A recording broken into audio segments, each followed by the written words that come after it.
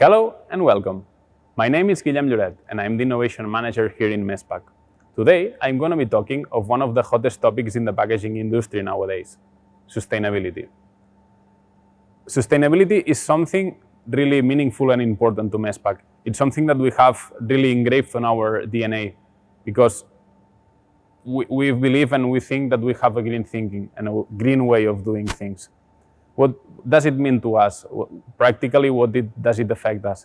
We are changing processes inside, so our manufacturing is greener, our energy consumption is greener, but also, and that's why I'm explaining this to you today, we are working with our partners and with our customers and being by their side with anything that they need related to this new challenge. We know that it's a challenge that it's not always easy, that it takes effort and really being there every day so we can develop and help and assess our customers in that matter. We are there, we are doing that, and I'm proud to present to you today what we are doing in this regards and which is our knowledge in this field.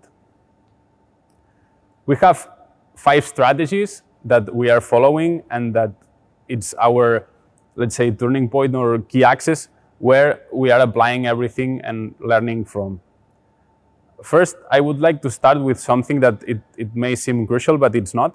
That basically, flexible packaging itself, it's sustainable. Why I'm doing so? You will say, but you're using plastic, you're not sustainable. But we are. Why? Because if you would change a bottle of plastic up to a pouch, this process itself, it reduces up to 70% of the plastic. Yes, 70%, it's not few, it's a lot. And why it's good? From one side, it's eco-friendly. We are reducing 70%, so 70% less of cost of the raw materials. And on the other side, it's cost-effective, as I mentioned. So it's cheaper and it's greener. It's a win-win. Okay? So let's come back to the strategies. The first strategy, it's adopting, making the use of the materials and reduce it. It seems easy, it seems something trivial, but it's not. We are developing a set of technologies to try to help on that. So when we are doing the process of packaging, we are using less packaging. Which technologies can be mentioned or said? First of all, laser cutting. By the use of laser, what we do is we change the scissor system on our machines or the matrices, tear notches, everything, and we change it up to a laser. Doing so, what we reduce is the amount of plastic used because we create less waste. By creating less waste, we are making the process more efficient and more eco-friendly. The second option, second technology, is making the changeovers more effective. So when you change from one format to a different format or from one film to another film, the amount of plastic that you would be throwing, the amount of raw material that you would be throwing, it will be smaller. Doing so, we reduce waste, so we are more eco-friendly as well. And the third one, which is the last but not least, it's the continuous motion filling.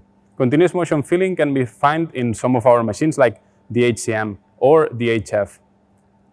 What does it consist into? What's that technology? Basically, is that the nozzle, the filling head, it moves with the pouch, and doing so, we avoid creating the wave effect. Avoiding creating the wave effect, it has a direct impact on the headspace that is needed on our pouch. And we can reduce up to 15% that headspace. So it's 15% less material that will be used on the machine to create the pouch.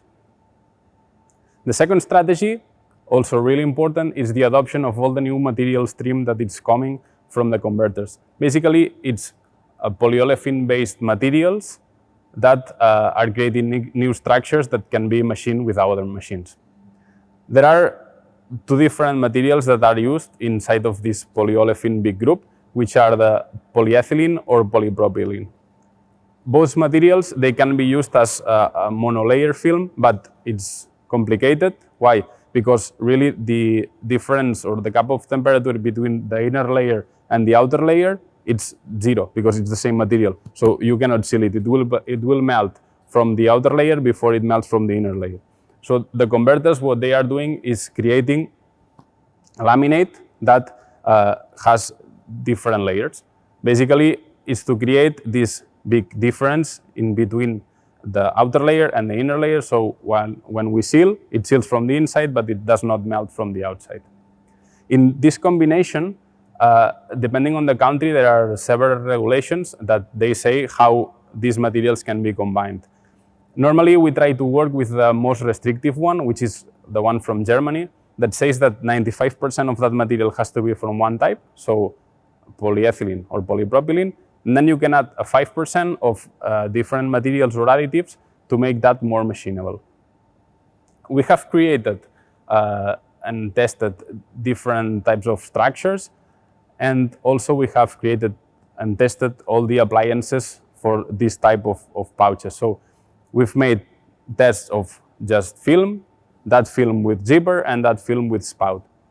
As you can imagine, the most challenging is with the spout because it's where we have bigger volume of material and it's more difficult to melt it and seal it through. But we have developed a technology that can handle doing so. The third strategy is adopting recycled material. What does it mean? As I mentioned, the converters, they make structures with different layers. This means that on that layers, some of the materials, they are not virgin materials. They are what they call PCR materials, which are materials that come from the recyclable stream. So it's a material that has been used before. Doing so, we are putting effort to get into the circular economy. So the materials that are waste for us, they can be reintroduced on our systems.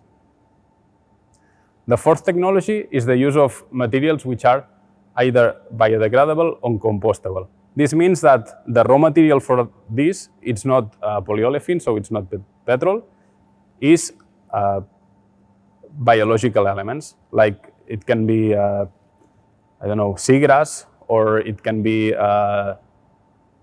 food waste, all these type of materials that can be treated with bacteria and that we can extract plastic from them. Normally, there are different type of plastics like PLA, PHA, PHB.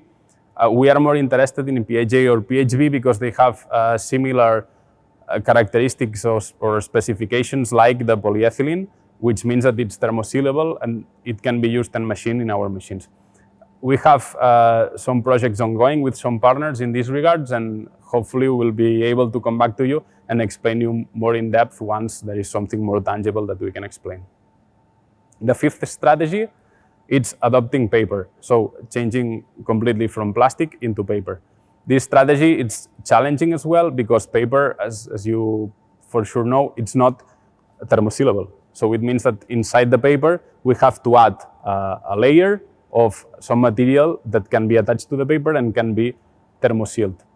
If we come back to what I said before and we think about the 95%, you will see that creating such structures, it's not easy. The converters, they are working hard on that, and we have already made successful tests on this type of structures, basically for what would be powders. For liquids today, we still don't have tested and we haven't seen a material that would work well, but we know that they are working on that and that in the future they will come back to us to make tests.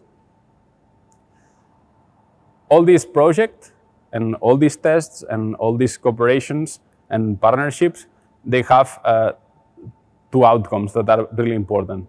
The first one is strictly related to the machines. So we are developing a set of technologies that can be incorporated to our machines, but not just on newer machines, also for our existing installed base. We have around 2,000 machines that are already on our customers' premises that are on the market, and we need to give a solution for that machine as well. We cannot say, okay, throw that machine and buy a new one, because it's not possible. So we've focused a lot on creating retrofit kits that can be added to that machines, so that machines will be able to work with the materials.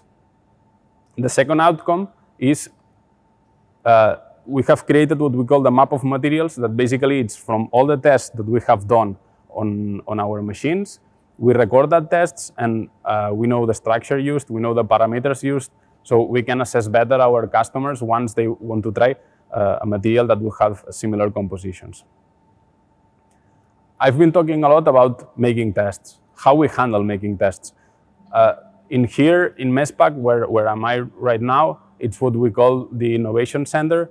In this innovation center, we have a machine that is fully dedicated for tests. So for any of you who would be interested in testing materials, we have open doors. You can book a day, you can come here, and we can try that material.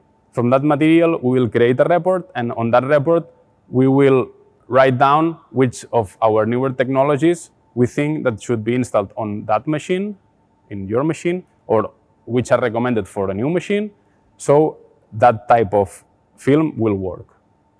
There is a second option, that it's a local option for the US, which is going to Freeport, Texas, in the Dow Pack Studios, where we will have a machine with all the, let's say, gadgets for making it recycle ready, where you can also book a date, go there, and test your materials.